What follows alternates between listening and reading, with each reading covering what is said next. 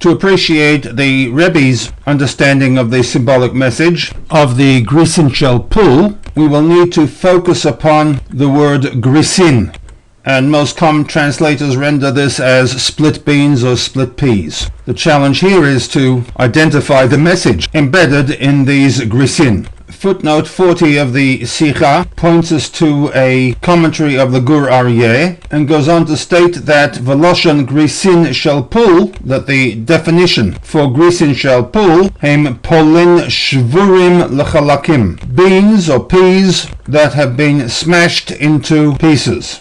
Kedikativ vayagres bechatzatz v'gomer. Now the reference here is to a pasuk in Megillat Eichar. The word vayagres has the shorish of gimel resh samach, which translates as to crush, to break into small pieces. It is also linked to the term girsa, where you have variant readings of a particular text. It is the first translation that is applied to Megillat Eichar 3:16, in which Yirmiyahu cries bitterly over the situation at hand. Indeed, he has made my teeth grind on gravel and caused me to wallow in ashes. This is the aspect that the Rebbe brings to his understanding of the symbolism embedded in the gift that Yosef sent to his father, the grisin shel pul, a message that was first conveyed to the brothers when Yosef reveals himself to them.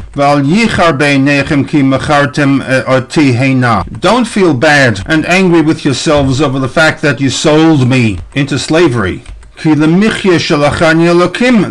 because you were merely pawns in a larger plan, and that plan was lemichya, to keep you alive throughout the years of severe famine. However, sometimes to reach one's goal, one must endure negative situation. Yosef's message was that the negative situation part of a larger plan, the grisin, the crushing, the breaking into small pieces, for reasons known only to HaKadosh Baruch Hu, was part of the journey. This was also the message that Yosef attempted to convey to his father, who undoubtedly would harbor ill feeling for not contacting and informing him of his whereabouts sooner rather than later. And also his father should not harbor ill feeling to the brothers for their involvement in causing him such anguish and fabricating a story about his death.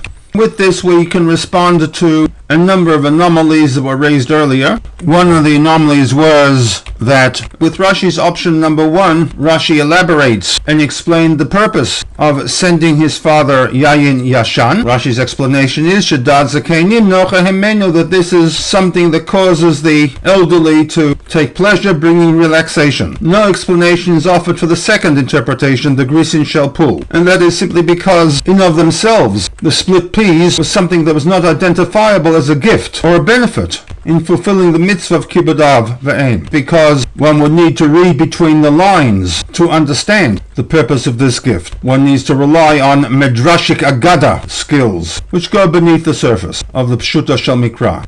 That were it not for the fact that the brothers involved themselves with negative behavior patterns, crushing, breaking, Yosef would never be where he now was, one who could now be a force for good in the short term to his immediate family, and the long term part of the eventual redemption and fulfillment of the Brit Ben Habatarim. Furthermore, the Rebbe suggests that in actuality Yosef sent 2 gifts, 1 the Yayin Shel Yashan, and 2 the grisin shel pul.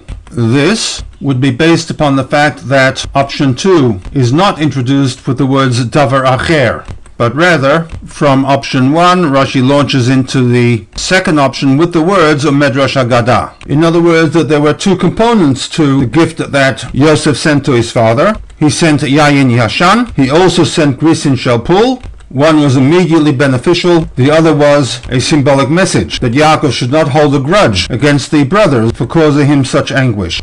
And with this I will bring to a conclusion my contribution to the understanding of the Rebbe's Sikha Parshat Vayigash contained in Likutei Sichot Volume 10.